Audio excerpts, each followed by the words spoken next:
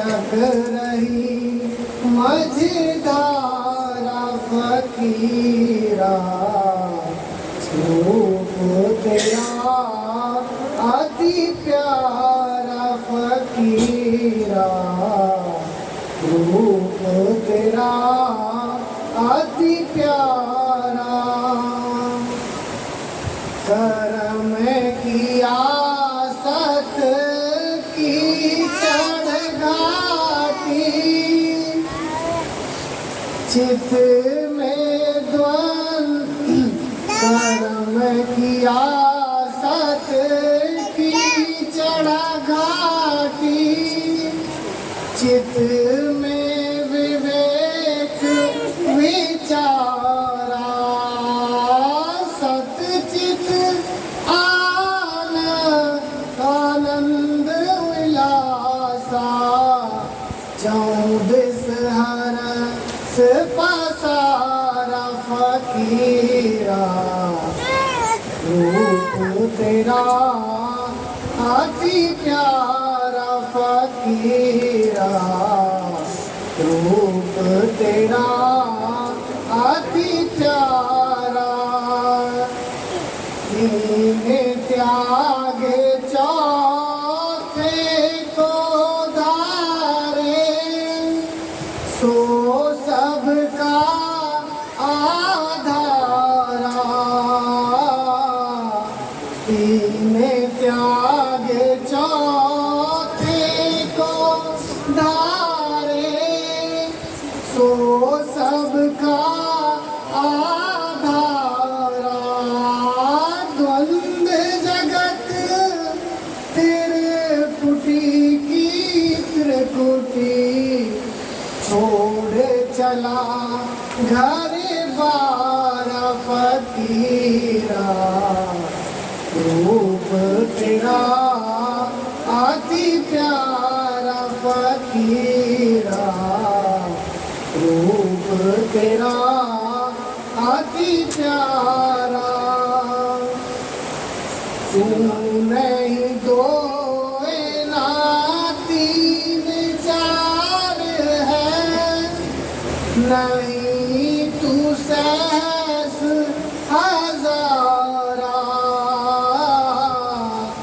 नहीं तू दो ना तीन चार है, नहीं तू सहस हजारा। एक एक है, एक एक है, जाने जाननहारा फकीरा, रूप तेरा अति प्यारा फकीरा, रूप तेरा अति प्यारा। एक अनेक कहाँ है तुझ में, यह भी भूल विकारा, एक अनेक कहाँ है तुझ में, यह भी भूल विकारा।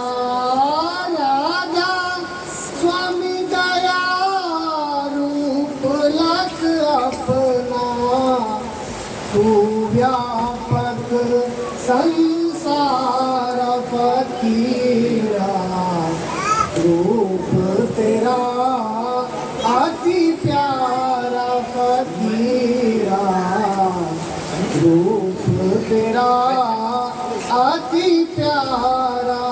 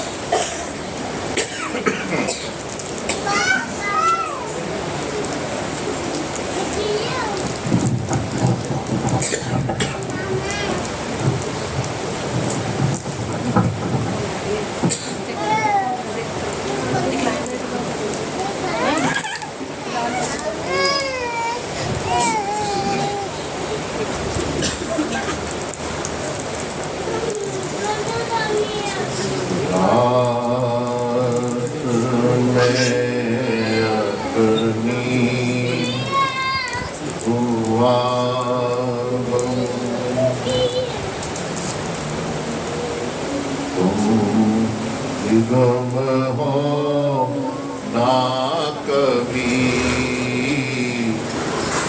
मंजिले मकसूद पर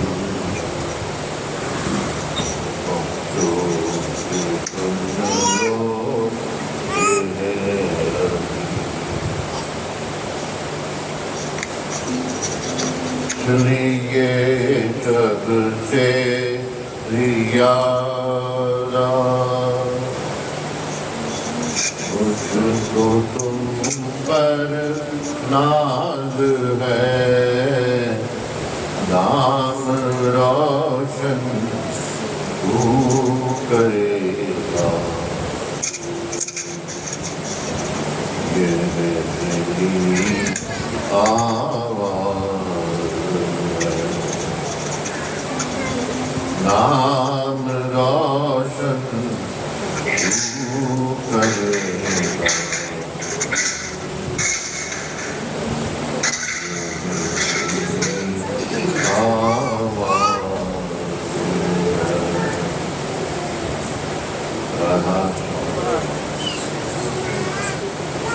आज हम लोग परम दयाल जी बाबा फकीर का जो जन्मदिन है कल, इसके लिए यहाँ एक छोटा सा कर रहे हैं। कल जन्मदिन है उनका। परम दयाल जी, मुझे पता नहीं आप में से कितने लोग मिले हैं बाबा फकीर से।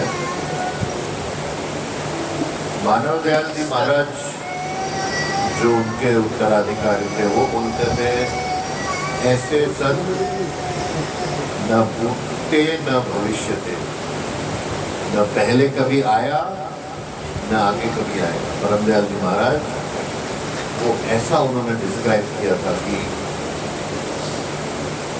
जो उनका स्वरूप, जो जैसे मैंने आज इनको कहा कि एक आत्मा जो होती है वो अपने माँ बाप को चुनती है। उस आत्मा को पता होता है कि कहाँ मेरे संस्कार फलित हो सकते हैं, वो ऐसे घर में जाती है। और ये जबरदस्ती का सौदा नहीं है। परम दयाल जी महाराज ने एक बार वो बोलते थे कि बच्चे अच्छे पैदा करो, बच्चे अच्छे पैदा करो। तो एक दिन उन्होंने ऐसा निश्चय किया, मैं कृष्ण भगवान का ध्यान करके ऐसी आत्मा लाऊंगा। अब वाइफ उनकी गर्भवती हुई तो वो लेके इनका औरत को बच्चे का ज्योतिषी को बताया। ज्योतिषी ने बोला ये बच्चा जो है राजयोग में है, ये तो बड़ा विश्व का राजा बनेगा, लेकिन 5 साल तक अगर जिंदा रह जाए तो। क्योंकि परम दयाल जी तो गरीब थे। बोला बीज तो है राजा का, लेकिन इसको ये फलित होने की जगह तुम्हारी, अगर 5 साल बच गया तो हिंदुस्तान का नक्शा बदल देगा, लेकिन इस बीज को पनपने का अवसर नहीं है क्योंकि तुम बहुत गरीब हो। वो 2.5 साल में वो बच्चा मर गया। तो ये जो आत्माएं होती, विशेष आत्माएं, 7 साल की उम्र में परम दयाल जी महाराज मालिक की खोज में क्या करते थे। 7 साल की उम्र में 7 साल का बच्चा क्या होता है। और राम और कृष्ण उनके साथ खेला करते थे। और फिर उन्होंने कहा ये मेरे ही मन की कल्पना थी, असली राम और कृष्ण नहीं थे। तो अगर 7 साल की उम्र का बच्चा, जैसे शंकराचार्य थे, उन्होंने निर्वाण शतकम जो है 8 साल की उम्र में रचा था। तो अवतारी पुरुष का ये लक्षण होता है कि वो ये संस्कार लेके आए थे कि उन्होंने ये सारा जो गुरुमत की शिक्षा प्रणाली है, इसमें एक रेवोल्यूशन को क्या बोलते हैं, क्रांति, आध्यात्मिक क्रांति। पता नहीं कितना टाइम लगेगा, लेकिन उनके विचार एकदम क्रांतिकारी। यहाँ तक कि गुरुओं ने उनका मर्डर करने का धमकी दे दी उनको कि आप हमारी सब दुकानें बंद करवा रहे हो। ऐसी शिक्षा लेके आए थे। तो जब उन्होंने देखा कि ये राम कृष्ण ने उनको किसी दिन कहा कि ये गोबर खा लो, तब उनकी आँख खुली कि कहीं नहीं ऐसे हिस्ट्री में आया है कि कृष्ण ने कहा हो किसी को तुम गोबर खा लो, तो ये असली कृष्ण नहीं है। छोटे से बच्चे ने परम दयाल। और फिर वो रोते रोते रोते रोते गए जंगलों में, और वहाँ एक बूढ़ा आदमी उसको होते हैं ना, क्या बोलते हैं उसको, एक तारा लेके बैठा था। और उन्होंने परम दयाल जी को पूछा कि क्यों रोता है तू बच्चा? बोला मुझे मेरे राम से मिलना है। ये परम दयाल जी महाराज ने उनसे कहा। तो उस बुजुर्ग ने बाबा फकीर को कहा कि तेरा राम आया है और टाइम पे तुझे मिलेगा। तेरे राम ने जन्म ले लिया है। तो फिर वो घर लौट के आ गया। और फिर एक दिन ऐसा हुआ कि करीब 48 घंटे रोते रहे। 48 घंटे एक बच्चा रो रहा था। सोचो, माँ बाप डॉक्टर ला रहे हैं, ये हो रहा है, वो हो रहा है। और जब वो स्वप्न में गए, उनको दाता दयाल का नाम, शक्ल और एड्रेस स्वप्न में आया कि मैं तुझे मुक्त कराने के लिए आया हूँ, तुम आके मिलो। परम दयाल जी 6 महीने तक उस स्वप्न में आए हुए एड्रेस पे लिखते रहे। 6 महीने लगातार लिखते रहे, कोई जवाब नहीं आया। मैं एक व्हाट्सएप का जवाब नहीं देता हूँ, आप लोग विचलित हो जाते हैं। फिर 6 महीने बाद दाता दयाल जी ने लिखा उनको कि तुम आओ।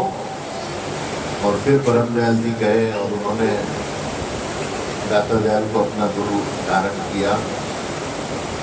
गुरु शिष्य कभी धारण कर ही नहीं सकता है, ये भी एक मिथ है। गुरु शिष्य को पकड़ता है, शिष्य गुरु धारण करने की औकात ही नहीं है शिष्य को। गुरु प्रकट करता है अपने आप को एक सच्चे शिष्य के सामने। और अगर वो देखता है कि अनाधिकारी आ गया मेरे पास, वो भगा देते हैं उसको, कुछ ऐसा बोल बोल के कि वो वापस आई नहीं उनके पास में। तो गुरु ही शिष्य को खींचता है। रामकृष्ण परमहंस और विवेकानंद की कहानी है। पहले मीटिंग में उन्होंने विवेकानंद जी को दर्शन करा दिया। तो फिर जो है परम दयाल जी महाराज और दाता दयाल जी की जो गुरु शिष्य का ये रिलेशनशिप को क्या बोलेंगे? हाँ, संबंध। अभी धीरे धीरे मेरी हिंदी इम्प्रूव हो रही है। गुरु शिष्य का ये जो संबंध था, आप देखो दाता दयाल ने परम दयाल जी को के प्रेजेस में क्या क्या शब्द लिखे। तू तो आया नरदेही में दर फकीर का बेशा, दुखी जीव को अंग लगा कर ले जा गुरु के देशा। ये ड्यूटी दी थी दाता दयाल ने परम दयाल। दीन ताप से जीव दुखी है, निबल अबल अज्ञानी, और तेरा काम दया का भाई, नाम दान देना।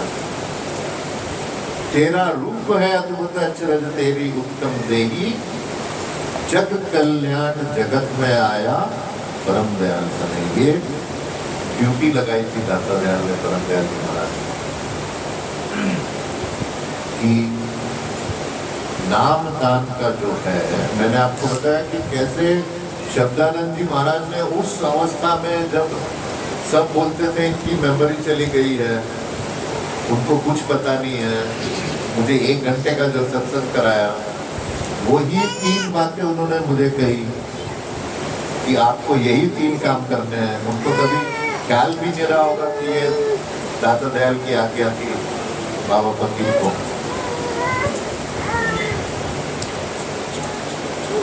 तो ये जो नाम की व्याख्या, इसको साफ कर जाना, पूरे विश्व में ये चल रहा है, नाम नाम नाम नाम नाम। बोलते हैं बस आप नाम ले लो, गुरु आपका आखिरी अवस्था में ले जाएगा आपको ऊपर। परम दयाल जी महाराज ने इसके विरुद्ध अपनी शिक्षा का झंडा गाड़ दिया कि कोई गुरु महात्मा आपको कुछ नहीं दे सकता, ये सारा आडंबर है। और ये इसीलिए आडंबर बनाया गया है ताकि गुरुओं की दुकानें चलती रहे। अगर कोई गुरु आपको बोल दे, जो मैं हमेशा आप लोगों को या जो भी मिलता है उसको बोलता हूँ कि किसी को भी बाहर जाने की, बाहर देखने की, बाहर सेवा करने की बिल्कुल जरूरत नहीं है। हर एक जीव के अंदर मालिक ने उसको पूर्ण बना के भेजा है। गुरु का काम सिर्फ वो इग्नाइट कर देना, उसको एक ताला खोल देना, बस। फिर आपको कोई गुरु की जरूरत नहीं। और जो गुरु, परम दयाल जी ये बोलते थे कि जो गुरु जो जैसी जिसकी नियत होती है वैसा उसका रिजल्ट होता है। अगर गुरु इस नियत से काम करता है कि मेरे चेले बड़े, मैं तो इन गुरुओं को बहुत, मैं दुबई में इनके साथ घूमता था, जो भी आते थे मैं उनके साथ उनके प्रोग्राम रखता था। तो इनकी भाषा ये होती है, मेरे 10 लाख चेले, मेरे 50 लाख चेले, मेरे इतने आश्रम। तो काउंट कौन रख रहा है? ये मैं बड़ा ये काउंट कौन रख रहा है चेलों की? मतलब आपके दिमाग में एक थॉट है कि मेरे चेले, उधर ही गया आपकी नैया कि जैसे गुरु के अंदर ख्याल आया मेरा चेला। तो परम दयाल जी महाराज ने इसके विरुद्ध आवाज उठाई और जो उन्होंने दाता दयाल की मूर्ति हॉल में रखी, वहाँ पहला लाइन लिखा है उन्होंने, नो गुरु और mahatma can give you anything, whatever you sow, so shall you reap। जो आपने बोया है वही आप काटोगे। गुरु क्या करता है? गुरु सिर्फ आपकी विचारधारा को बदलता है और आपके कर्मों को एक लाइन में लगा देता है, बस। ये गुरु का काम है। देखो जिंदगियां बदल जाती है गुरु के एक टच से, एक वाक्य से, एक नजर से। गुरु तो नहीं करता है वो। मैं अपना आपको बता सकता हूँ कैसे परम दयाल जी महाराज, कभी हम 10-11 छोटे बच्चे होते थे, वो घर आते थे हमारे, तो वो जो गुरु की शिक्षा का प्रभाव वो बदल देता है आपके, बस। परम दयाल जी तो काउंट नहीं देखते थे कि आज रवि पंडित ऐड हो गया, मेरा चेला बन गया। ये विचारधारा ही गलत है, ये सोच ही गलत है। क्यों आपको क्वांटिटी नहीं क्वालिटी? ये जो मैंने अभी इनसे कहा, गौरव जी से, कि आप काम अपना शुरू करो सेवा भाव से, उसी से इनकी बढ़त है। शिक्षा का काम कितना उच्च काम है।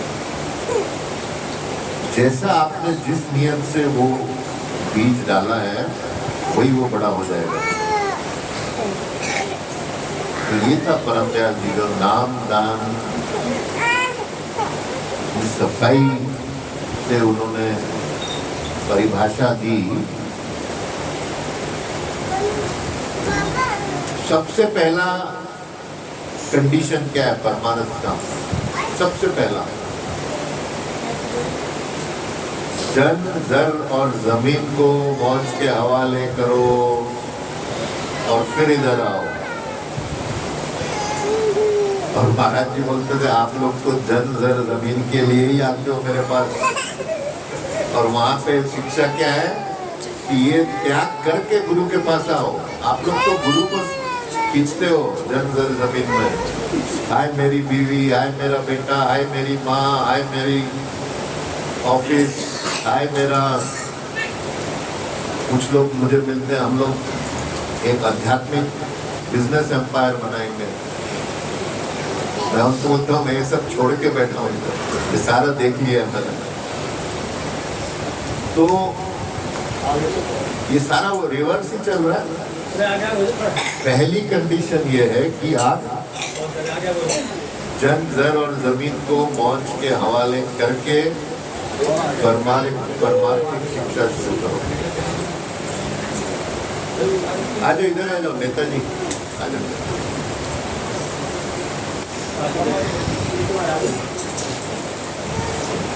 तो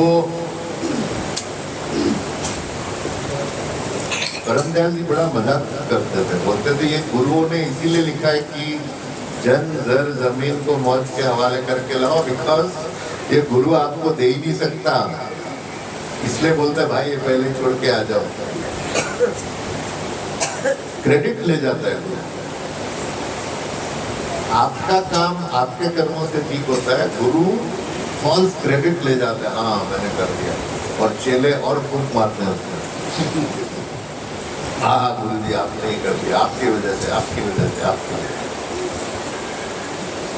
मेरी माँ कितनी दूर, जैसे उनको पता चला कि महाराज जी ने मेरे नाम पे विल रखी है,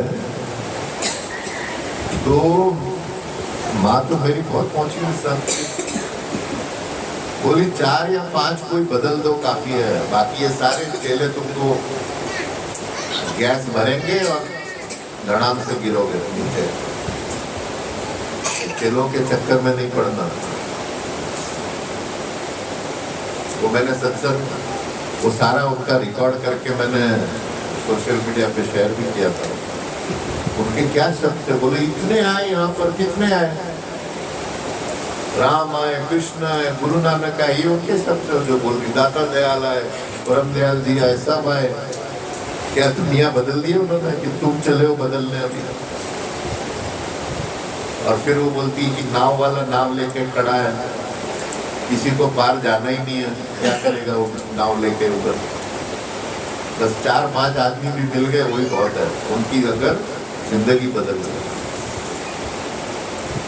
तो ये सारा जो एक दाता दयाल ने, परम दयाल जी महाराज से जब उनको वो काम दे रहे थे, क्या बोले कि ये जो मौजूदा धर्म, मौजूदा गुरुडम, मौजूदा जो आध्यात्मिक शिक्षा है, इसका स्वरूप बदल जाएगा और तुम शिक्षा प्रणाली में बदलाव लेके काम शुरू करना। तो ये उनका बदलाव था परम दयाल का, कि जो कुछ है आपके अंदर है, और ऐसी ऐसी हमारे सबके साथ वो चमत्कार होता है। गुरु का क्या होता है कि हर आदमी सहारा चाहता है, बस वो सहारा आप कोई भी पकड़ लो। हिंदुओं ने कितनी अच्छी बात बनाई है, कुछ भी कर दो खत्म, भगवान बन गया। और उस सहारा लेके फिर आप अपने काम करो। तो ये जो थी पहली शर्त कि मौज के हवाले करके फिर आप गुरु के पास आओ। अब ये काम हो गया, गुरु के पास कैसे आओ? गुरु के पास दीनता से आओ, दीनहीन बन के आओ। ये हमारे शब्दानंद जी महाराज मैं कितनी प्रेरणा लेता था इनसे। मैं तभी जब मानव दयाल जी महाराज के साथ हम साथ में घूमते थे, तभी मैं मेरे ख्याल 21-22 साल का था। शब्दानंद जी महाराज रिटायर होके आए थे, तो मैं इनको देखता था, अरे ये ऐसी गुरु भक्ति होती है क्या? क्यों यंग बच्चा क्या, मुझे क्या पता गुरु भक्ति क्या होती है। हम तो अपने जो एक यूथ को क्या बोलते हैं,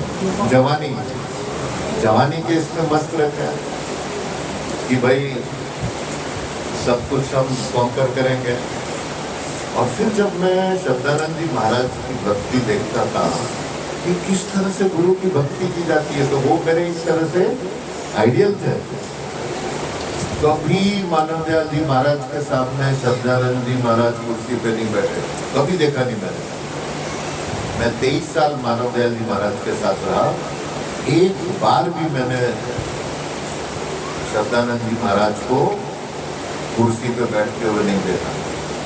हमेशा ऐसे खड़े रहते थे, हाथ जोड़ के हो गए। जब तक मानव दयाल जी महाराज खाना नहीं खाए, वो खाना नहीं खाते थे, और जो उनका बचा हुआ था वही खाते थे। बस पेंशन आती थी, सारी पेंशन मानव दयाल जी महाराज को देते थे और अपना खर्चा उसमें से निकालते थे। तो मैं ही देखता था इनको कि अरे ये ऐसी होती गुरु भक्ति। और मैं तो मानव दयाल जी महाराज के सिर पे चढ़ जाता था, उनके साथ सोता था, ये वो सारा। और फिर रात को वो परेड करते थे। रात को जब सब सो जाते थे, तो जैसे मिलिट्री परेड करते हैं ना सैनिक, तो वो झंडा था वहाँ होशियारपुर में, मानवता का झंडा। तो जो मानव दयाल जी महाराज का कमरा था, वहाँ देख ऐसे चलते थे और वहाँ देख के फिर ऐसे सैल्यूट मारते थे उधर। रात के टाइम, रात के अंधेरे में कोई नहीं देख रहा, मैं हमेशा उनके साथ रहता था। हालांकि मानव दयाल जी मजाक भी करते थे, ये सीनियर शब्दानंद है, ये जूनियर शब्दानंद है। तो ऐसे सैल्यूट मार के समर्पण पूरा। दीनता क्यों आदमी दीन बनता है? क्योंकि उसको पूरा यकीन है, उसको पूरा विश्वास है कि मुझे यहाँ से सब कुछ मिलना है। आप अपने बॉस के सामने जाते हो, खड़े होते हो, आप वकील हो, जज के सामने कैसे आप दीनता से रहते हो? उसके एक ऑर्डर से इधर का उधर हो जाएगा, तो कैसे आप दीनहीन बन के रहते हो? तो अगर आपको विश्वास है कि मेरा गुरु मुझे सब कुछ दे सकता है, तभी आप दीन बनोगे, तभी आप झुकोगे। अपार्ट फ्रॉम पहला कंडीशन की गुरु सहारा देता है, गुरु का दूसरा एडवांटेज है कि एक जगह आपकी ऐसी होनी चाहिए जहां आप झुक के रहो। और जैसे ही आप को झुकने की आदत हुई, वही फिर आपके व्यवहार में आ जाता है, नम्रता आ जाती है। तो कम से कम एक जगह ऐसी रखो जहां आप अपना सिर झुका के रहो। अहंकार टूटता है उससे। समाधि में जाना क्या है? अहंकार तो तोड़ता है। समाधि में हम लगाते हैं ना, आंख बंद करके समाधि, क्या होता है? एक अवस्था की जहां आप रहते ही नहीं हो, जीरो, और उसमें से इतना प्रेम का एक वोल्केनो निकलता है। वोल्केनो को क्या बोलते हैं? ज्वालामुखी।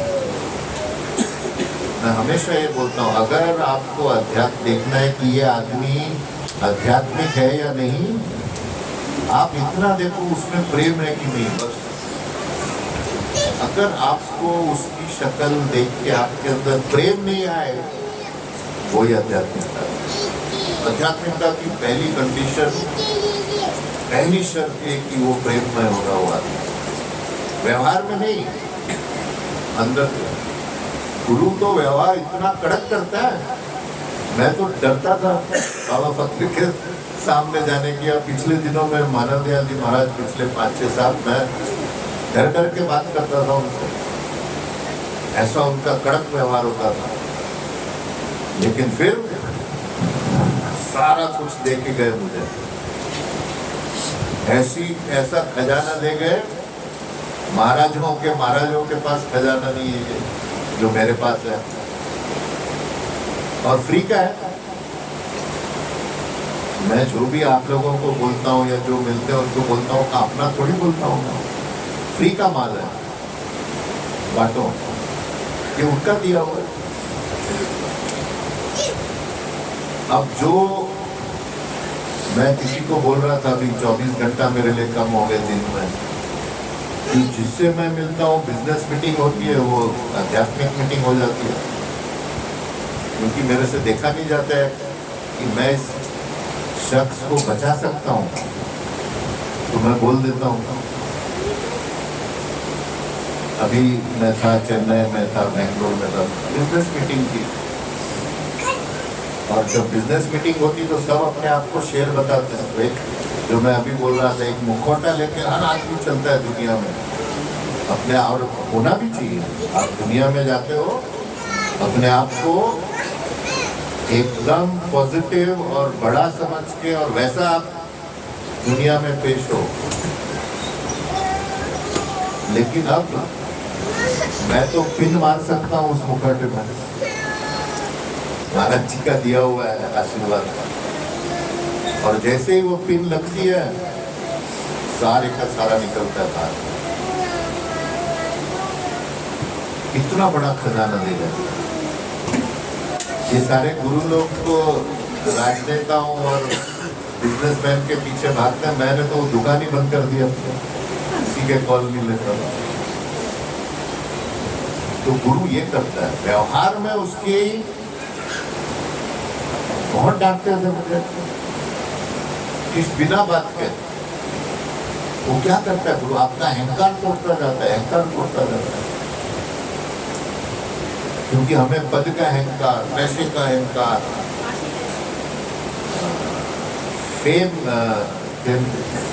प्रसिद्धि का अहंकार। तो गुरु बोलता है बेटा एक जगह तो ऐसी है जहाँ ये सब टूटेगा। मैंने आपको वो कितना अच्छा उदाहरण है कि मुझे अपनी अंग्रेजी पे बहुत गर्व था, कि मैं मेरे जो बॉस होते थे उनके स्पीचेस लिखता था मैं, भाषण। तो मैं काफ़ी रिसर्च करता था भाषा का, सब्जेक्ट्स पे, क्योंकि वो बहुत बड़ा बिजनेसमैन था। तो सब मैं पढ़ के मुझे फिर उसके भाषण लिखने पड़ते थे। तो एक दिन महाराज जी बोले मुझे, रवि कुछ मैं डिक्टेट करूँगा तो अंग्रेजी में तो लिखते जाना। तो मैं बड़ा बोला अंग्रेजी, मैं तो अंग्रेजी का बादशाह हूँ। मैंने शुरू किया लिखना। आप यकीन मानो, मतलब ये हो ही नहीं सकता है, पहले 2 सेंटेंस में 3 गलतियां निकली। बोलते तुझे अंग्रेजी नहीं आती? महाराज जी मुझे बोल रहे, मुझे क्या पता, मेरा दिमाग वो पकड़ के बैठे थे। क्या अहंकार तोड़ता है, हर चीज का अहंकार तोड़ता है। आपको अगर पैसे का अहंकार है वो गुरु तोड़ता है। आपको अगर ये अहंकार है मैं बहुत अच्छा हूँ, दानवीर हूँ, वो भी अहंकार तोड़ता है गुरु। हर तरह का अहंकार गुरु काटते काटते काटते, और फिर वो ऐसी दौलत दे गए वो जो 2 मिनट में उन्होंने मुझे कहाँ से कहाँ पहुँचा दिया। क्योंकि गुरु को भी अपना काम आगे बढ़ाना है। तो ये होता है। तीसरी शर्त है विश्वास। आप कभी दीनहीन बनते हो कहीं जहां आपको पूरा यकीन है कि यहाँ मुझे सब मिलने वाला है। लोग बोलते ना हम ध्यान लगाते हैं, ध्यान नहीं लगता। किसी नौजवान को 19-20 साल का है, किसी लड़की का ध्यान कैसे लग जाता है एकदम? क्यों? जरूरत है, इच्छा है, लगाव है, एक तरह का चाव है। जब तक वो आपको अंदर से एक कुदरती भावना से नहीं आए, आप ध्यान मत करो। क्योंकि जो एक स्पॉन्टेनियस आउटफ्लो होता है उसकी एक अलग बात होती है। आप अगर जबरदस्ती अपने मन को जबरदस्ती फोर्सफुली करोगे, उसका गलत इम्पैक्ट भी पड़ सकता है। ये प्रेम का रास्ता है, प्रेम का सौदा है। तो ध्यान करने की भी शर्तें हैं, जो मैंने एक सत्संग में सारा बताया था कि ध्यान एक टाइम दियो, ये करो फिक्स, एक जगह फिक्स करो, ये सारे शर्तें हैं ध्यान। और ये यकीन रखो कि अभी आप आंख बंद करोगे, मेरा मालिक सामने है, ये यकीन रख के आप करो। रोज रोज की प्रैक्टिस से फिर आपके वो स्पॉन्टेनिटी आ जाएगी। फिर आप कार में जा रहे हो, ध्यान कर रहे हो, बात कर रहे हो, बात करते करते आप ध्यान कर रहे हो, वो आपका सेकंड नेचर बन जाएगा। तो वो अपने आप आना चाहिए, जबरदस्ती से नहीं आएगा ये काम। तो ये है पहला, हमने दीनहीन बनना है। दूसरा, जन जर और जमीन को मौज के हवाले करना है। विश्वास, आप देखो जन जर जमीन को मौज के हवाले बोलना बहुत आसान है, लेकिन जब आप गृहस्थ में रहते हो उसका मुकाबला करना बहुत मुश्किल है। क्योंकि आपको संत बनना है ना, आपको आध्यात्मिकता चाहिए। आपकी वाइफ को तो नहीं चाहिए, आपके बच्चों को तो नहीं चाहिए। वो तो बोलेंगे पापा लाओ माल। वाइफ आपकी चिल्लाएगी मेरा घर नहीं है, ये नहीं है, वो नहीं है, बिल आ रहा है, ये आ रहा है। परमदयाल जी महाराज ने ये मेरी माँ को बोला था, बोले निर्मला गृहस्थ मुश्किल है, आध्यात्मिकता आसान है। गृहस्थ में कितनी चीजों को आपको लेके चलना पड़ता है, हर चीज में बैलेंस, हर चीज में बैलेंस, हर चीज में एडजस्टमेंट। गृहस्थ में सारी चीजें लेके चलना पड़ता है। और हमारा जो ये गुरु प्रणाली है, ये गृहस्थियों की गुरु प्रणाली है। गृहस्थ में ही आपके अहंकार का टेस्ट होता है, रोज डेली टेस्ट होता है आपके अहंकार का। क्योंकि घर में तो कोई आपको महाराज जी नहीं मान रहा है। घर में तो आप बाप हो, आप हस्बैंड हो, आप बेटे हो, वहां तो आपको सुनना ही पड़ेगा। एक दिन मेरा बेटा और बेटी बात कर रहे थे आपस में, तो मेरा बेटा मेरी बेटी को बोल रहा है, यार यू नो पापा didn't leave any big money, मतलब पिताजी ने हमारे लिए कोई पैसा ही नहीं छोड़ा यार। जो है तो मेरी बेटी तो आध्यात्मिक है, बोले dad has given us good education, और क्या चाहिए तुझे? बोला नहीं, $2-3 मिलियन जमा करके रखना चाहिए था, थोड़ा हम लोग भी ऐश करते हैं।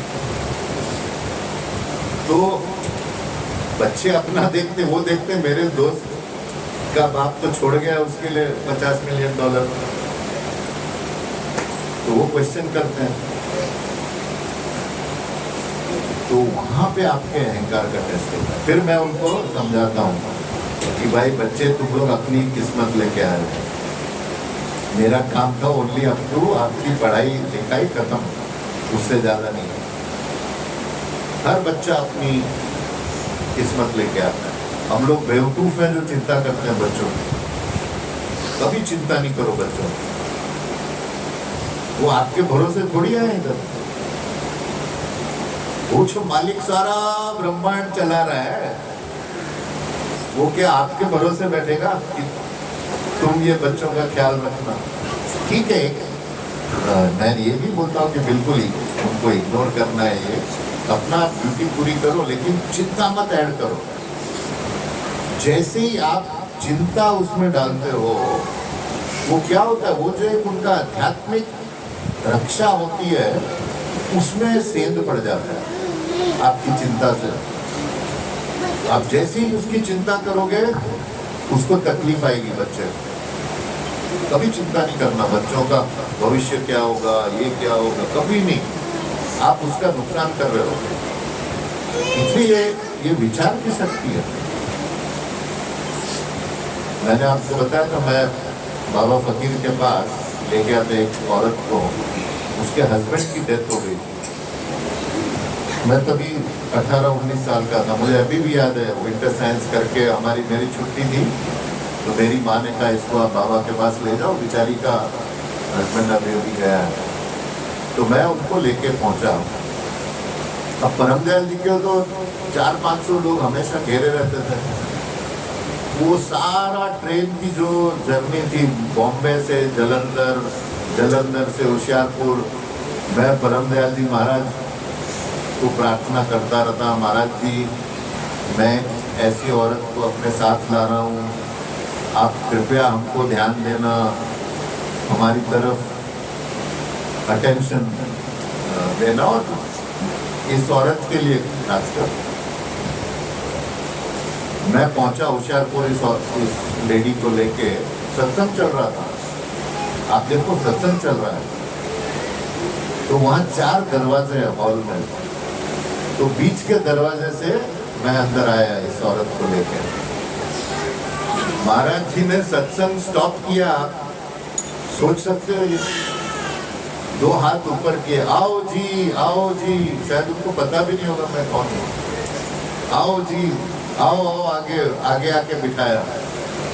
मैं बोलता हूँ क्या होता है असली गुरु कि सच्चे दिल से एक बच्चे की प्रार्थना, 18 साल का मैं था तभी, वो उन्होंने कैच की, बिठाया हम दोनों को। तो मैंने कहा महाराज मैं निर्मला का बेटा हूँ और ऐसे ऐसे ये सत्संग के बीच की बात है, ये सत्संग रोका उन्होंने और इनके हस्बैंड की अभी डेथ हो गई है। तो बोले अच्छा ठीक है कोई बात नहीं, और उन्होंने सत्संग का टॉपिक चेंज कर दिया। क्या बोले परम दयाल जी, आज उनका जन्मदिन की ये कितनी अच्छी बात मुझे अभी ख्याल है। बोले मैं आप लोगों को हमेशा बोलता हूँ कि थॉट्स थॉट्स थॉट्स, विचार विचार को काबू रखो। You should know how to think, where to think, what to think. तो ये जो औरत है इसके मन में हमेशा ये विचार था, हाय मेरे पति को कुछ नहीं हो जाए, हाय मेरा पति बीमार नहीं पड़े, हाय मेरा पति मर नहीं जाए। तो इसके विचारों से ही इसके पति की डेथ हुई है। ये परम दयाल जी ना सत्संग में। और फिर उन्होंने, मुझे अभी भी एक एक शब्द याद है, बोले मीराबाई ने ही अपने पति को मारा था, क्योंकि मीराबाई ने कृष्ण को अपना पति मान लिया। फिर जब उसकी असली शादी हुई उसका पति मर गया। विचार थॉट्स। लेकिन अब इसके आगे की बात आपको बोलता हूँ। तो परम दयाल जी महाराज ने ये बात बोल दी उनको कि अपने विचार आशावादी रखो, कभी मत सोचो हाय ये नहीं हो जाए, हाय ये वो हो जाएगा। फिर अब क्या हुआ, मानव दयाल जी महाराज ने गद्दी संभाली, तो मैं तो मानव दयाल जी महाराज 24 घंटा उनके साथ रहता, 24 घंटे जहाँ भी जाए वो। ऑफिस में मेरे छुट्टी लेके 2-2, 3-3 महीना गायब रहता था। तो जब वो आए बॉम्बे तो मैं महाराज जी के साथ था। तो इस लेडी ने फिर मुझे फोन किया, बोला रवि मानव दयाल जी महाराज को कैसे भी करके हमारे घर ले आ 5 मिनट के लिए, मुझे बहुत जरूरी काम है। तो मैं महाराज जी को ले गया, माता जी भी थी उनके साथ। तो मैंने कहा कि ऐसे ऐसे इनके हस्बैंड की ये हो गई थी। अब वो बोलती है मुझे बच्चे का ख्याल आ रहा है, हाय मेरा बच्चा मर नहीं जाए, हाय मेरा बच्चा मर। तो देखो जो संत जिसको गद्दी देता है वो देखता है कि मेरे बेटे में मेरे से ज्यादा ताकत हो। हर बाप चाहता है कि मेरा बेटा मेरे से ज्यादा बड़ा हो। महाराज जी ने क्या बोला, मानव दयाल जी महाराज ने उसको बोला, जा तू सारा दिन सोचती रहे मेरा बेटे को कुछ नहीं हो, कुछ नहीं होगा, जहाँ मेरी प्रोटेक्शन है इसके साथ। और अभी अच्छा हंसते खेलते, ये मैं आपको 78 की बात बता रहा हूँ। 1978 मुझे अभी भी याद है, जब मैं इस औरत को ले गया था। तो विचार, थॉट्स अपने, अगर थॉट्स पॉजिटिव नहीं, अगर आप दुनिया में कामयाब नहीं हो, आप आध्यात्मिकता में कामयाब हो ही नहीं सकते हो। क्योंकि वो जो व्हीकल है, वो जो इंस्ट्रूमेंट है, वो तो मन है आपका। मन ही आपको दुनिया में कामयाब, ये जो भी होते हैं ना, जो अरे हमारे काम नहीं हुए, अरे हमारा ये नहीं हुआ, हमारा वो नहीं हुआ, हमारा ये अटक गया, हमारा वो अटक गया, ये सब लैक ऑफ फेथ। ये हो ही नहीं सकता आप सच्चे गुरु के दरबार में हो और आपकी जिंदगी नहीं बदले, हो ही नहीं सकता, इम्पॉसिबल। ये मैं आपको बिल्कुल चैलेंज और गारंटी के साथ बोलता हूँ। मैं क्यों इनकी समाधि को रक्षा कवच बोलता हूँ? मानव दयाल जी महाराज साक्षात मालिक से मिले हुए थे। श्रद्धानंद जी महाराज, मानव दयाल जी महाराज, परम दयाल जी महाराज, ये तीन संतों को तो मैंने देखा है, साक्षात मालिक से मिले। तो इस शब्द का कितने बजे शुरू किया था? 6:30। हाँ, बस 20 मिनट।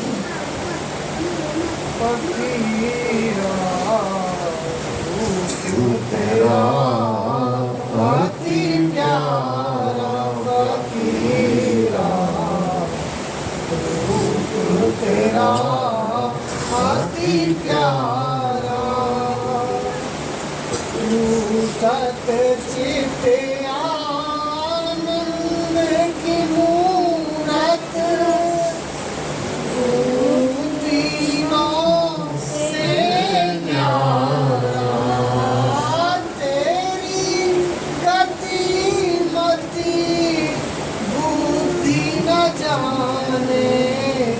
अटक रही मझधारा फकीरा, रूप तेरा अति प्यारा। इसमें जो दाता दयाल बोल रहे हैं कि तू सच्चित आनंद की मूरत और तू तीनों से न्यारा। एक नाम दशरथ का बेटा, एक नाम रंगत में बैठा, एक नाम का सकल पसारा, एक नाम जो सबसे न्यारा। तीन नाम को सब कोई जाने, चौथे का कोई मर्म न पावे, और चौथा छोड़ जो पांचवा ध्यावे, कहे कबीर वो हमको। यही वो है, एक ही है सब। रामदयाल जी महाराज का एक सत्संग है, कबीर की वाणी चल रही थी, तो उसमें बोलते हैं, वाह कबीरा, वाह कबीरा, वाह कबीरा, तू होता तेरा मत्था चूम लेता है। एक ही हो, क्योंकि जैसे आप उधर पहुंचते हो, वो क्यों साइंटिस्ट लोग सब एग्री करते हैं। मानव दयाल जी महाराज एक कॉन्फ्रेंस में बोल रहे थे, मैं उनके साथ था दिल्ली यूनिवर्सिटी में फिलॉसफी डिपार्टमेंट में। बोल रहे थे क्यों नहीं गुरु भी अपनी अपनी इंफॉर्मेशन, रिसर्च शेयर करो एक दूसरे से। साइंटिस्ट करते हैं ऐसा, लेकिन गुरु लोग, मैंने एक बहुत बड़े गुरु है, उनको कहा था मैंने कि परम दयाल जी बोलते थे सारे गुरु एक प्लेटफॉर्म पे आने चाहिए। वो बोलता था, पंडित जी एक म्यान में दो तलवार रह नहीं सकती, आप छोड़ो इस बात को। बहुत बड़े गुरु, मैं नाम नहीं लेता, बड़े बड़े लोग जाते हैं उनके पास, बदमाश इकट्ठा हो जाते हैं। इंडिया का बदमाश अमेरिका के बदमाश से जॉइंट वेंचर कर लेता है, तू उधर मेरा मारना, मैं इधर तेरा मारूंगा, वो एक हो जाते हैं। लेकिन गुरु एक नहीं होते। क्यों? जो मैंने सत्संग में शुरू में कहा कि वो क्या नियत से बैठा है वहां पर। अगर नियत में पर्सनल बेनिफिट है, अगर नियत में पर्सनल नेम और फेम है, अगर नियत में एम्पायर बनाना है, अगर नियत में चेले बनाने हैं, तो वो कहाँ शेयर करेगा? आप देखो मानव दयाल जी महाराज ने एक दिन अबू धाबी में था मैं, तो ये रविशंकर उन दिनों कोई जानता भी नहीं था इनको, श्री श्री रविशंकर। तो उनके नंबर 2 एक थे, वो बेचारे की डेथ हो गई है। तो उसका मुझे फ़ोन आया कि अबू धाबी में आप हमारा ऑर्गेनाइज करो। तो हम लोग आर्ट ऑफ लिविंग का ये, तो मैंने मानव दयाल जी महाराज को फ़ोन किया। मैंने कहा मैं, क्योंकि मेरे तो सारे वो आध्यात्मिक सर्कल ही था, तो इनको तो क्राउड चाहिए होती, 300-400 लोग मैं इकट्ठा कर देता था। तो मैंने कहा महाराज जी मैं करूँ इनका ऑर्गेनाइज। तो क्या बोले मानव दयाल जी महाराज, बोले ये सब मेरे ही रूप हैं, सबकी मदद करो। गुरु लोग क्या करते हैं, अरे ये मेरा भेड़ है, ये कहीं चला नहीं जाए दूसरी जगह। और जो भी आता था मैंने हर एक का, अभी ये सदगुरु जो गाड़ी वाला आता है, सदगुरु चक्की, इतना नाम है उसका, इनका फोन आया मेरे पास कि हमारा दुबई में आप फंक्शन करो। अब सबको लगता है मैं, मतलब मेरे पास अरबों रुपए हैं, सबको यही लगता है। अब सारे दुबई में उनको मैं ही एक मिला। 60-70 लाख रुपए का खर्चा था। मैं जो बोलता हूँ मौज पे रहने का, जन जर जमीन को मौज के हवाले करो, मेरे से बड़ा अनुभवी कोई नहीं इसका। तो इनका फोन आया मुझे कि आपको सारे दुबई के जो बड़े बड़े लोग हैं इनसे सदगुरु को मिलाना है, ऐसा वैसा। उस समय कोई उसको दुबई में नहीं जानता। अब 60 लाख रुपए का खर्चा है और 800 दिरहम, यानी मेरे जेब में 20,000 रुपये से भी कम है। मैंने देखा उस समय, मैंने बोला कोई बात नहीं, मैं सारे दुबई के बड़े बड़े लोग आ जाएंगे, मंत्री भी आ जाएगा, वहाँ का शेख भी आ जाएगा, सब आप करो। अब क्या था कि मैं सबको अपने चेक देता था। वो तो समझते थे रवि पंडित का चेक तो कभी बाउंस हो ही नहीं सकता है, उनको क्या पता है अकाउंट में पैसे ही नहीं है। अब वो प्रोग्राम इतना शानदार हुआ कि सारे करीब 800-900 टॉप दुबई के लोग, वहाँ का मंत्री शेख जो थे वो चीफ गेस्ट आया और मेरे साथ बैठ के उसने सदगुरु का सत्संग सुना। सब हो गया, 4-5 बड़े बड़े सेठों से मिलवा दिया मैंने उसको, उसके यहाँ लंच रखा, सब रखा। अब सारा प्रोग्राम हो गया तो उसके जो आसपास के 3-4 जो मेन थे ना, जो चमचे होते हैं, बोला हम लोग एक बात आपस में बात कर रहे हैं, सब यार आपने किया क्यों ये? आपने 1 मिनट का भी टाइम नहीं मांगा सदगुरु से, आप एक लंच टेबल पे बैठ के हमारे साथ किया नहीं। लोग तो हमारे पीछे पड़ते हैं, भाई 5 मिनट टाइम दे दो, 5 मिनट टाइम दे दो। तो किया क्यों आपने 60-70 लाख रुपए खर्चा? तो ये मुझे कैलाश खेर है ना एक सिंगर, जो उसने एक बड़ी अच्छी लाइन बोली, वो मुझे मामा जी बोलता है मामा जी हमारा अच्छा सिस्टम है, हमारे घर में ही स्विमिंग पूल है, हम लोग क्यों पब्लिक स्विमिंग पूल में जाके नहाए? हमारे अपने गुरु हैं, हमको क्यों जाना है वहाँ वैष्णो देवी में, ज्वालामुखी, ये हमारा प्राइवेट स्विमिंग पूल है। तो मैंने यही लाइन उसको बोली, मैंने कहा देख बेटा मेरा प्राइवेट स्विमिंग पूल है, मेरे अपने गुरु हैं। मैंने ये इसीलिए किया कि सदगुरु अच्छा काम कर रहा है, सनातन धर्म की शिक्षा फैला रहा है, अच्छी बातें बता रहा है, और मेरे गुरुजी ने मुझे बोला ये सब मेरे ही रूप में। तो ये बात फिर उन्होंने सदगुरु को भी बताई। तो फिर खैर आगे की फिर दूसरी बात है, उसके चेले का मुझे एक दिन फोन आया, बोला ये चमत्कार है कि आज सदगुरु ने तुम्हारे बारे में पूछा कि वो रवि पंडित किधर है। अच्छा अब प्रोग्राम हो गया, अब चेक बटे हुए हैं, अकाउंट में पैसा नहीं है। आप देखो जिस होटल में वो प्रोग्राम का मेन खर्चा तो वही था। तो मैंने उसको साफ साफ बोल दिया, मैंने बोला देख मंत्री तेरे होटल में आया, सदगुरु तेरे होटल में आया, जिसका होटल था वो 30-40 लाख का तो बिल थी उसकी।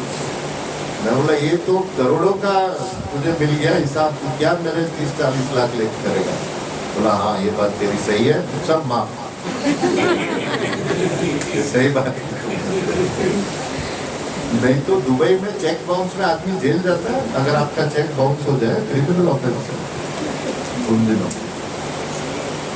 और उसको मैंने, वो जो मंत्री था वो तो कभी मिल भी नहीं सकते मंत्री को, उसके बगल में बिठाया उसको, वहाँ वो माफ हो गया। फिर जिन जिन अमीरों के घर में इसको ले गया था मैंने सबको एक मेल डाला, मैंने कहा ये अब 25-30 लाख का खर्चा है, आप लोग आपस में मिलके यहाँ देना है। वो सब ने दे दिया, वो फिर जो भी था। और मैं फिर नहा धो के अपना 20,000 रुपया लेके वापस आ गया। क्या जर्जर जमीन को मौज के हवाले करो। वो जो मानव दयाल जी का वाक्य, ये सब मेरे रूप है। क्यों? हमारे गुरुओं की परवाह नहीं थी कि मेरे, वो तो चेला मतलब हेडेक हो गया उनके लिए। रामदयाल जी महाराज, उनका काम करने का ये क्या था? जब उनको कृपाल सिंह जी ने चिट्ठी लिखी रामदयाल जी को, कृपाल सिंह जी महाराज, रामदयाल जी बोलते थे ये सेल्फ रियलाइज सेंट है, मतलब संत है। उन्होंने परमदयाल जी को चिट्ठी लिखी कि आपके गुरु मेरे सपने में आए और उन्होंने बोला कि फकीर को बोलो कि कंस्ट्रक्टिव काम करे। तो परमदयाल जी महाराज इन्हें सत्संग में कहा है, मैं बोले, मैंने कृपाल सिंह को कहा कि कृपाल सिंह तू भूल गया तू किससे बात कर रहा है? मेरे गुरु ने अगर मुझे कुछ बोलना था तुझे सपने में आते या मेरे सपने में आते? और तुम कंस्ट्रक्टिव ये समझते हो कि आश्रम बनते जाए, आश्रम बनते जाए।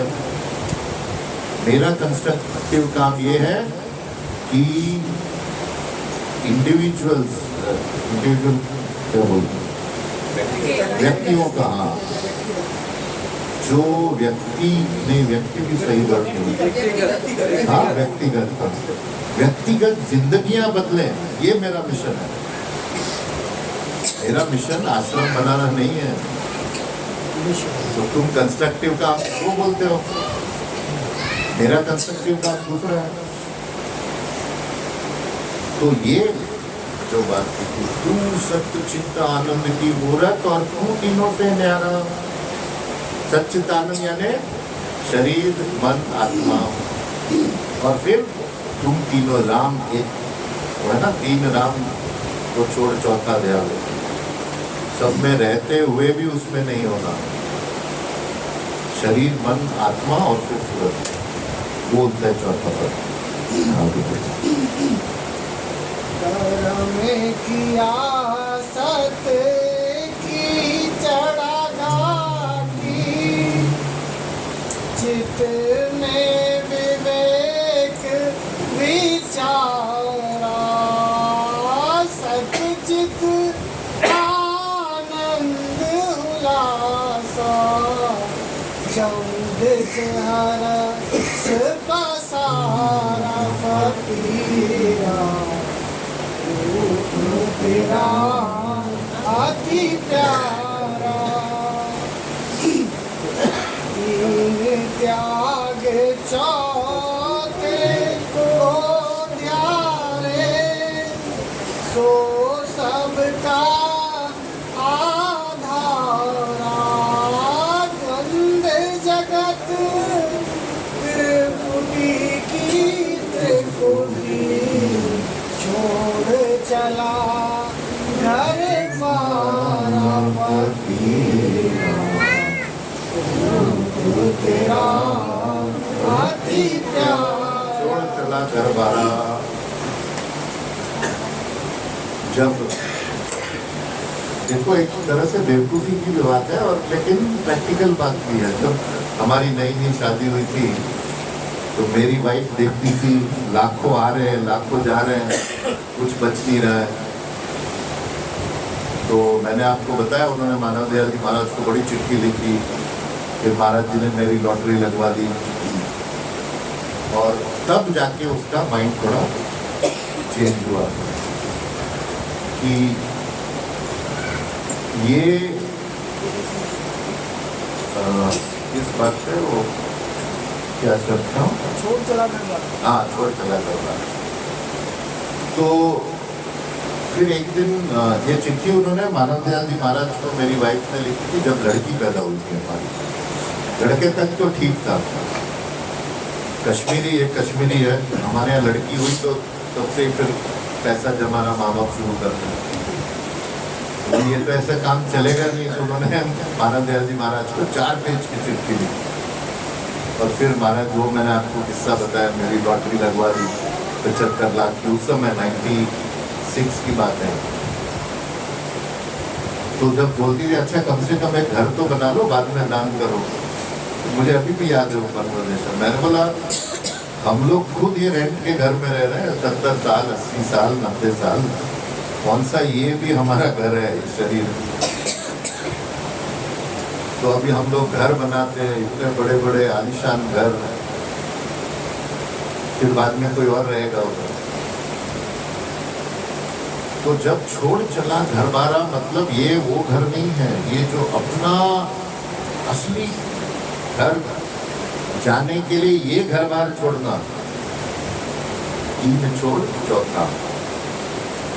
तो जैसे ही आप ये घर बार छोड़ोगे, बाहर की जो मैंने आपको बताया जंगल जमीन, इनका अटैचमेंट, आप देखो एक गरीब से गरीब आदमी अटैच्ड हो सकता है और अमीर से अमीर आदमी वैरागी हो सकता है। ये आपकी फाइनेंशियल पोजीशन का सवाल नहीं है, ये आपके मानसिक अवस्था का सवाल है कि आप राजा जनक राजा थे लेकिन अंदर से वैरागी थे, सन्यासी थे, और सुदामा गरीब था लेकिन अंदर से अटैच्ड था। तो ये मन की हालत की बात है कि आप जो ये नकली घर है इसको छोड़ के असली घर में पहुंच पाए। नहीं तू दो ना 3 4 है, नहीं तू सहस हजार, एक एक है, एक एक है, जाने जा नन्हारा फकीरा, रूप तेरा अति प्यारा। कितने आनंद की बात है, कितने खुशी की बात है। पता नहीं मेरे कितने सैकड़ों जन्मों के ऐसे कर्म होंगे कि मैंने 3 संत ऐसे देखे जो एक है, वो एक है जाननहारा। ये जो उस रियलाइजेशन में रहते थे। एक तो आप थियोरिटिकली बोल दो कि हाँ भाई सब एक है, एक होता है रहनी, उसमें रहना कि मैं हम सब एक हैं। ये ऐसा हो गया कि समझो आपके हाथ में कुछ लगा, आपको दर्द हो, लेकिन जिस दिन दूसरे के हाथ को मारा और आपको दर्द हो तो वो क्या फीलिंग होती है। ये मैंने आपको एक क्रूड सा एग्जांपल दिया, ऐसा लिटरली आप नहीं लेना है इसको। जो आप लोगों ने तो शब्दानंद जी महाराज को देखा, क्या बोलते रहे हो पिछले 5-6 साल, वो एक है बस, वो एक ही गाथा गाते थे, वो एक है। अब आप देखो जो लेटेस्ट साइंस है, मैं कॉलेज डेज से क्वांटम फिजिक्स बहुत पढ़ता था मैं, ये अब साइंटिफिकली प्रूव हो गया है कि ये सारा जो ब्रह्मांड है ये होलोग्राफिक है। मतलब हमको लगता है कि हम अभी ये 6 फुट की दूरी पे बैठे हैं, लेकिन साइंस क्वांटम फिजिक्स बोलती है ऐसा कुछ नहीं है, सब एक है, एनर्जी एक कनेक्टेड है। उसको नॉन लोकल एंटेंगलमेंट बोलते हैं। नॉन लोकल यानी अगर समझो आप एक प्रोटॉन को ब्रेक करते हो, एक को आप एक जगह रखते हो, एक को आप 1,00,000 मील दूर रखते हो। अगर आपने इसकी पोजीशन चेंज की, उसी समय वो लाखों मील दूर वाला वो भी चेंज हो जाता है, नॉन लोकल एंटेंगलमेंट। यानी कि ये नहीं कि वो साथ में सोचते वो एक ही है। तो ये सारी जो सृष्टि है, अब साइंस इस पे आ रही है, ये सृष्टि एक ही है। हमको लगता है ये इल्यूजन है, एक सपना है कि ये सब हम अलग अलग हैं, वो चांद अलग है, सूरज अलग है, पृथ्वी अलग है। साइंस ने तो मटीरियलिस्टिकली प्रूव किया, लेकिन मानव दयाल जी महाराज ने एक दिन अबू धाबी में बैठ के बताया मुझे सत्संग में, बोले मैं ये अनुभव कर रहा हूँ कि मैं यहाँ जा रहा हूँ और आप मेरे में आ रहे हो। और वो उन्होंने आगे क्या बताया, ये थियोरेटिकल नहीं है, ये मेरा प्रैक्टिकल अनुभव है। एक एनर्जी है बस। और कितनी आनंद की बात है कि जिस दिन आप उस एक एनर्जी में गए, आप क्या आपकी अवस्था होगी। और मुझे तो गारंटी मिल गई है, बैंक गारंटी की, भाई मैं पहुंचूंगा उधर। 3 संतों की गारंटी मिल गई है। आप बोलते हो डबल इंजन, मेरी 4 इंजन की सरकार है। परम दयाल जी महाराज, मानव दयाल जी महाराज, शब्दानंद जी महाराज, और फिर मेरी माँ ने मुहर लगाई। आप जब पहुंचोगे उस अवस्था में, जहाँ आप अनुभव करोगे कि कोई भी आपसे जुदा नहीं है, सब एक ही एनर्जी है। ये शब्दानंद जी महाराज ने आखिरी सत्संग मुझे इसी पे कराया था। वो कौन सा शब्द था, एक पुरुष अजय। तो उस अवस्था में आने की एक सबकॉन्शियस में आज ही आप एक बीज डाल दें कि असलियत एक है, मैं अभी बटा हुआ हूँ। वो मैंने किसी ने सुनाया था मुझे शेर की, इतने हिस्सों में बढ़ चुका हूँ मैं कि मेरे हिस्से में कुछ नहीं है।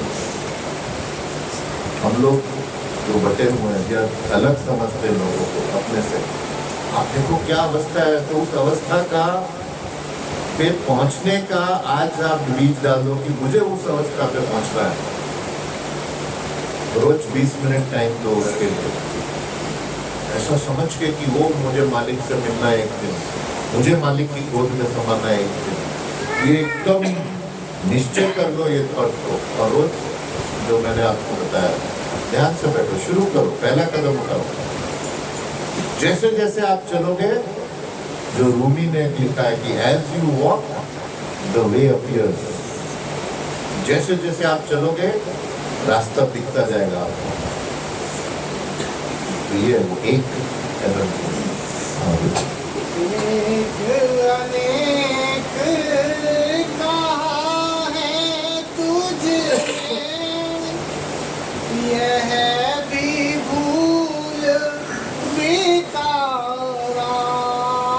राधा स्वामी दयालु लख अपना, तू व्यापक संसार फकीरा, रूप तेरा अति प्यारा। ये दाता दयाल बोलते ये रूप है तेरा, फिजिकल रूप नहीं। वो जो जब तू एक अवस्था में जाएगा, वो रूप तेरा प्यारा है। अब कभी भी आपको कंफ्यूज नहीं करना चाहिए जिंदगी में। प्रैक्टिकल जिंदगी एक है और आध्यात्मिक जिंदगी एक है। मानव दयाल जी इसको बोलते थे, ज्योति तुझे बहुत बार बोला मैंने, वो अलग अलग व्यवहार बोलते हैं, समदर्शिना विषमवर्तिना। सबको आप प्यार करो, समदृष्टि रखो, लेकिन व्यवहार अलग अलग आपको करना पड़ेगा। मैंने इनसे आज बताया कि बिजनेस का व्यवहार बिजनेस की तरह करो। आप उधर फकीर बन के करोगे, बट खत्म कर। आप व्यापार कर रहे हो, व्यवहार व्यापार का रखो। आप वाइफ के साथ हो, व्यवहार रखो वैसा। समदर्शिना, लेकिन प्यार सबसे विषम वर्तिना, बर्ताव अलग। बेटी से आप प्यार करते हो अलग तरीके से करते हो, माँ से करते हो अलग तरीके से करते हो। तो दुनिया में विषम वर्तिना, लेकिन अपने सबकॉन्शियस में ख्याल रखो कि ये एक एनर्जी है, एक जो आप उसको बोलो, मुझे उसमें मर्ज होना है। ये शुरू करो, आप अभी से शुरू करो, धीरे धीरे धीरे धीरे कुदरत, क्योंकि असली दौलत यही है। हम बोलते ना बुद्धिमान है, बुद्धिमान है। अरे भाई, अगर तू बुद्धिमान है तो ऐसी आशा रख ना, ऐसी चीज की उम्मीद रख जो कभी नहीं मिटने वाली है। आप जितना पैसे कमा लो, जितने मकान बनवा लो, ये खत्म होने वाले हैं। और अगर इसी में आपने अपना टाइम एनर्जी लगा दी तो कहां से आप बुद्धिमान हो गए? बुद्धिमान यानी ऐसी चीज के पीछे जाना जो अक्षय कभी नहीं खत्म होने वाली। मालिक आपको ऐसे लोगों से मिला देगा। मैंने ये मटीरियलिस्टिक लाइफ में भी देखा है और आध्यात्मिक लाइफ में भी देखा। जैसे जैसे आप अपने विचार बदलते जाओगे, आपके आसपास के लोग बदलते जाएंगे। जैसे जैसे आपकी जैसी दुनियावी इच्छा भी, आपकी जैसी दुनियावी इच्छा एक चरम सीमा पे आई, कोई आपको आके उभार देगा। तो ये है प्लान करवा, एक प्लान का सीक्रेट। मैंने वहां पहुंचना है।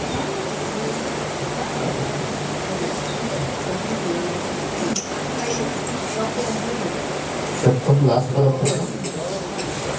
एक अनेक का है तुझ में, यह भी भूल विकारा। राधा स्वामी दया रूप लख अपना, तू व्यापक संसार फकीरा। रूप तेरा अति प्यारा फकीरा, रूप तेरा अति प्यारा। तो ये जो आप, मैंने जो बताया, आप ये आपको अपना एक डिजायर, लेकिन जो दुनिया में काम करने का रास्ता है वो थिंकिंग आपके, ये मैं आपको अनुभव से बिल्कुल बता रहा हूँ, बिल्कुल ये आप लिख के रखो ये बात है कि आप बिल्कुल जीरो हो। लिटरली नहीं लेना है, ये मैं संकेत दे रहा हूँ आपको। एक अपने आप को मालिक का इंस्ट्रूमेंट समझो। ठीक है, मैं ये काम कर रहा हूँ, मेरे से इतना लोगों का फायदा हो रहा है। आपके जैसे जैसे अगर वो अहंकार बढ़ता गया, फिर मैंने किया, ये निश्चय समझो वो टूटेगा। मेरे पास कितने केसेस हैं, अरबपति खरबपति 2-3 महीने में गिर गए। मैंने आपको पिछली बार वो मानव दयाल जी की कहानी बताई थी, धर्म व्याध। वो युधिष्ठिर जब जंगल में गया था, पांडव गए थे, तो बहुत व्याकुल था वो, और उसको मार्कंडेय ऋषि मिले थे। तो उन्होंने मार्कंडेय ऋषि से पूछा कि ये कर्म का क्या सिद्धांत है, कैसे हमें कर्म करना चाहिए, क्योंकि वो जुआ हार के बेचारे आए थे। तो मार्कंडेय ऋषि ने युधिष्ठिर को ये धर्म व्याध की कहानी बताई थी कि एक बड़ा वैरागी आदमी था, कौशिक उसका नाम था।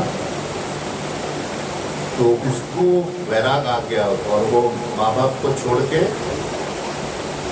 जंगलों में चला गया। तो माँ बाप बहुत उसको बोलते रहे, नहीं बेटा शादी कर दो, क्यों तुम जा रहे हो, तुमको यहीं सुख। बोला नहीं नहीं नहीं, मैं मुझे हायर कॉलिंग आ गई, मतलब वहाँ से कॉलिंग, से आवाज आ हाँ रही है। आवाज आ गई थी, बस अब मैं छोड़ के जा रहा हूँ। तो गया वो और एकदम ध्यान में बैठा, शक्तियाँ आ गई, सब आ गई, लेकिन अंदर से वो एक उसको शांति नहीं आ रही। तो उसने सुना था कि आध्यात्मिकता में जाने से जो करमदयाल जी बोलते थे निश्चिंतता आ जाती है, निर्भयता आ जाती है, वो मिसिंग था। तो एक दिन उसने बहुत तप किया, बहुत तप किया और बोला आज तो मैं ये क्रैक करके जाऊंगा, ये मैं हल कर दूंगा इसका। तो जैसे ही उसने ध्यान लगा रहा था जोर से, तो ऊपर एक कौवा और कबूतर लड़ रहे थे आपस में, तो दोनों चिल्ला रहे थे। तो कौशिक ने नजर मारी उधर, बोला ऐसे ही देखा उधर गुस्से से, तो दोनों मर के नीचे गिर गए। उसने बोला अरे ये तो बड़ा मेरे में शक्ति आ गई ऐसा है। तो शाम को वो भिक्षा मांग के खाते थे सारे जितने भी ऋषि वगैरह थे। तो गया, एक औरत थी अंदर, उसको आवाज दी उसने कि खाना लाओ मेरे लिए।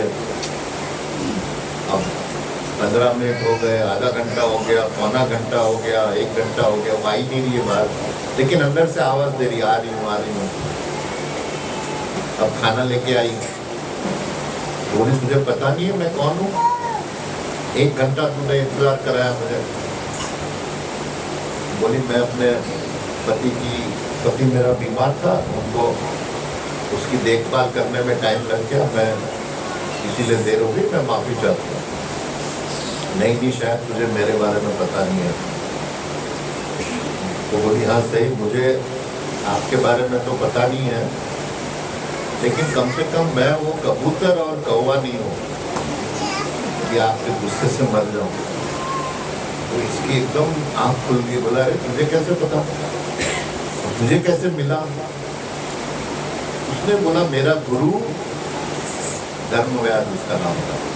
बोला आप जाओ उसको मिलो, वो आपको बताएगा कर्म का सिद्धांत, काम कैसे करना चाहिए, कर्म के कैसे आप उस एक अवस्था में पहुंच सकते हो। तो ये जाता है, देखते हैं वो धर्मव्यास उच्चर होता है, उच्चर को क्या बोलते, कसाई।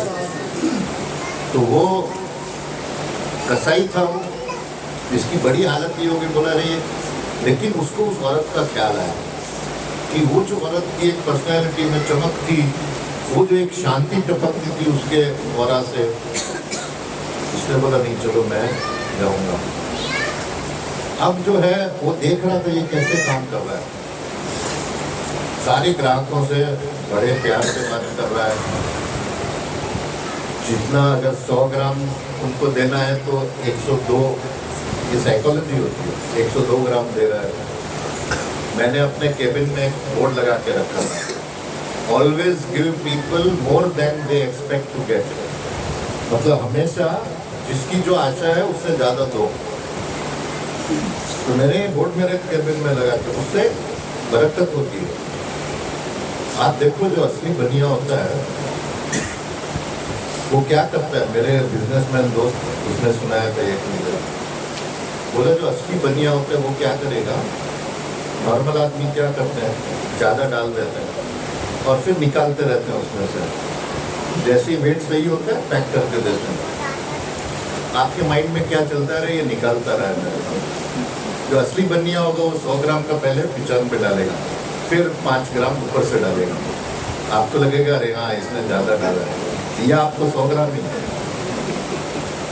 लेकिन असली बनिए ने क्या किया, डाल के दिया, उसने निकाल के दिया। साइकोलॉजी होती है, सारे कॉर्पोरेट बोर्ड मीटिंग्स में यही चलता रहता है कि कैसे ग्राहक को फंसाओ। तो देखा ये धर्मव्यास तो ज़्यादा दे रहा है, प्यार से बात कर रहा है, और उसकी दुकान में कोई झगड़ा नहीं, बाकी दुकानों में झगड़े चल रहे हैं। देखा इसमें सब, फिर घर ले आया, घर में देखा इसने पहले उसको खिलाया, तो कौशिक को खाना खिलाया, फिर कुछ भिखारी आए थे उनको खिलाया, बाद में कुछ खाया। फिर ये बोलता है उस कसाई को, बोलता है यार आप, वो औरत तो बोल रही है आप बड़े गुरु हो, ये क्या काम करते हो, आप तो नरक जाओगे। तब धर्मोद्यान उसको कर्म का सिद्धांत बताता है, कर्म कैसे करना है। कभी आप ये मत समझो कि मालिक ने आपको एक गलत जगह पर रखा है। आप एक वर्क एटमॉस्फेयर में हो या स्कूल में हो, कॉलेज में हो, मालिक ने सोच समझ के आपको रखा है वहां पर। लोग बोलते हैं अरे टॉक्सिक वर्क कल्चर है, मेरे कलीग्स अच्छे नहीं है, मेरा बॉस अच्छा नहीं है। अरे वो सब आपको एलिवेट, आपको ऊंचा उठाने के लिए आपके साथ है। ये हमेशा आप ख्याल रखो कि जिससे आपको सबसे ज्यादा नफरत होगी वही आपको ऊंचा उठाने के लिए बैठा है उधर। उसको गुरु मानो जो आपको नफरत करता है। सबसे बड़ा गुरु होगा, आप देखोगे 10 साल के बाद। तो उसने बोला देखो मालिक ने मुझे ये काम दिया मेरे पिछले कर्मों के हिसाब से, अगर मैं इस कर्म को प्रेम से नहीं करता हूँ, मालिक का दिया हुआ काम समझ के नहीं करता हूँ, तो मैं और अपने कर्म को गलत बढ़ा रहा हूँ। तो मेरे लिए जो मेरा कस्टमर मतलब ग्राहक, जो मेरा ग्राहक है वो मेरे लिए मालिक है, गॉड। Customer is God.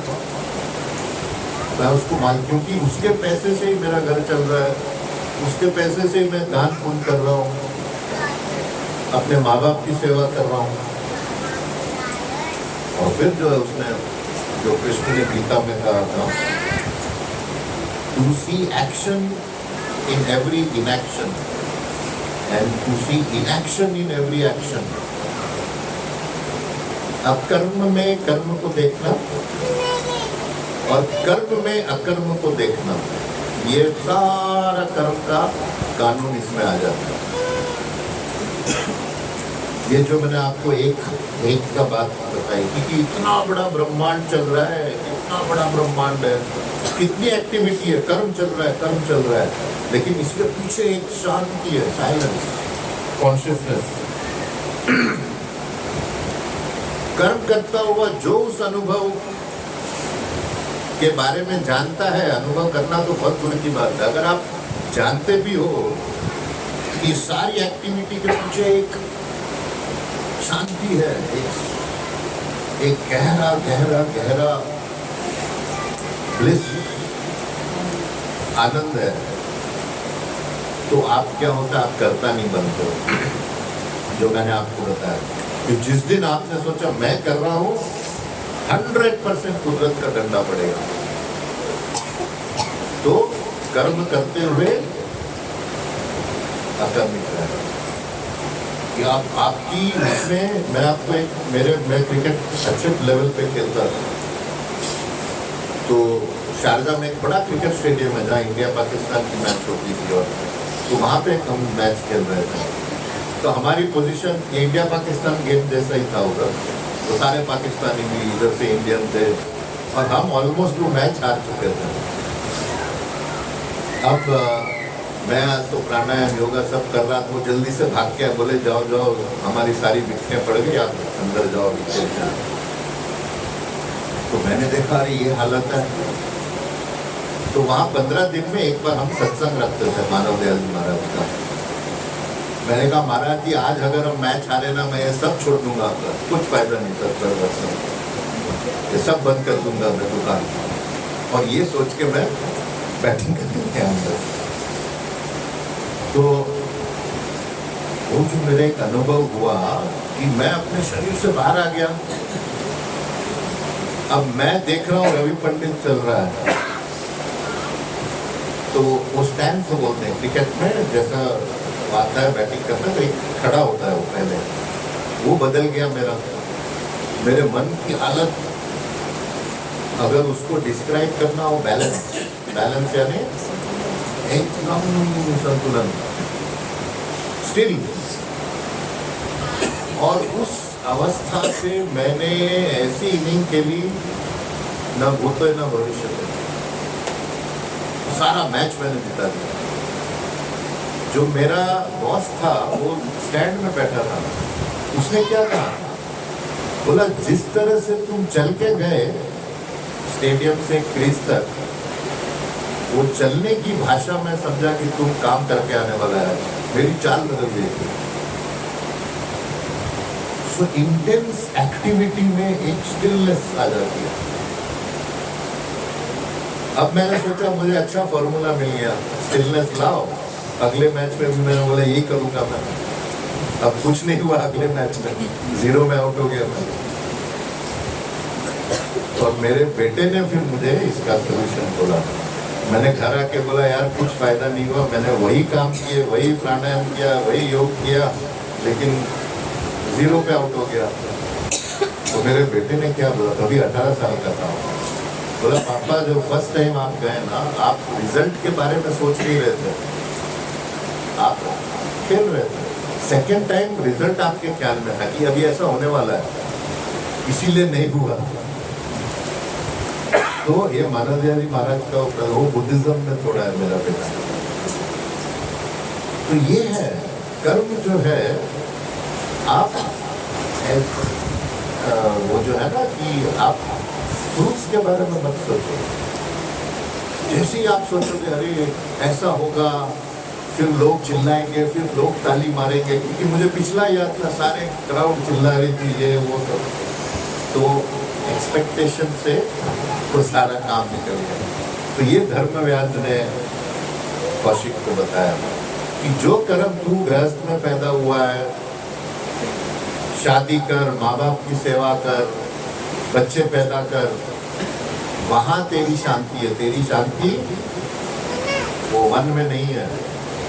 और फिर कौशिक जाता है, शांति अपना शादी वादी करता है और एक गृहस्थ में निकलता है। तो आज ये परमदयाल जी के जन्मदिन पर अब कल हम लोग सत्संग करेंगे, ये प्रिलिमिनरी था। और